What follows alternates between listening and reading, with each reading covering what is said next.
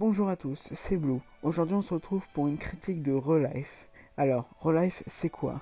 Relife est un manga écrit et dessiné par Yayoi Izo et publié entre le octobre 2013 et mars 2018 sur le site Comico, puis édité en volume relié en couleur. C'est important de le préciser, par Earth Star Entertainment. Et puis édité en français par Ki-On en mai 2016. Il sera par la suite adapté en animé par TMS Entertainment et diffusé entre juillet et septembre 2016. Arata Kaizaki, salarié à mi-temps dans un combini. Stop! Pour ceux qui savent pas, en gros, un combini est une supérette ouverte H24 et 7 jours sur 7. Voilà. Donc oui, bref. Arata Kaizaki, salarié à mi-temps dans un combini et âgé de 28 ans, a des difficultés à trouver un emploi à plein temps du fait de sa démission de son ancienne entreprise suite à un tragique événement.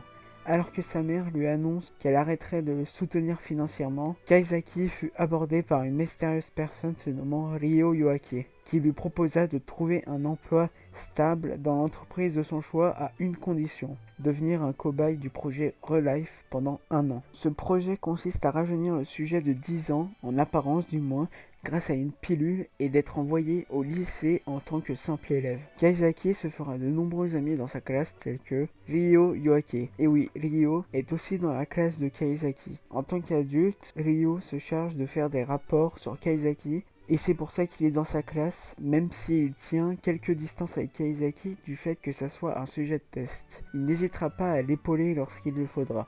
Shizuru Ishiro. Shizuru est une étudiante avec des notes bien au-dessus de la moyenne. Malgré cela, elle a du mal au niveau social et émotionnel. Sa rencontre avec Kaizaki la fera peu à peu changer. Je ne vous dirai pas plus pour éviter de vous spoiler. Anne Onoya. Anne se présente comme une étudiante transférée auprès de Kaizaki, mais il s'avérera qu'elle travaille aussi dans le cadre du projet Relife et se chargerait d'aider Ryo pour superviser Kaizaki, au début du moins.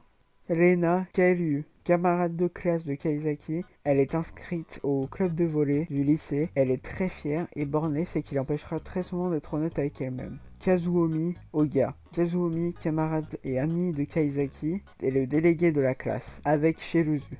Il est très bon à l'école mais est très nul en sport. Au début de l'anime, Kaizaki le qualifiera de beau parleur avant de réellement le connaître. Il est l'archétype du mec ignorant au niveau de la romance, ce que je trouve un peu dommage. D'autres personnages moins importants sont aussi dans l'anime. Perso, je vous invite à le regarder, il est pas très long, 17 épisodes au total. Ce manga peut paraître un peu banal, même si son écriture et le développement des personnages sont au-dessus de la moyenne. Il permet de se poser des questions intéressantes comme la place du salarié en entreprise dans la société japonaise, même si cette question sera réellement évoquée vers la fin du manga. Il y a aussi le décalage créé entre Kaizaki et les autres lycéens et l'évolution de certaines règles, comme quand Kaizaki dit à Oga de ranger son portable à la cantine, car sinon il allait se le faire confisquer. Car quand Kaizaki était réellement au lycée, cela lui était interdit, alors qu'aujourd'hui, tout le monde a le droit d'utiliser son portable. Le fait que Kaizaki n'arrive pas à passer un examen de début d'année, alors qu'il partait confiant du fait qu'il était diplômé, et qu'au final, il se demande comment il faisait pour savoir tout ça.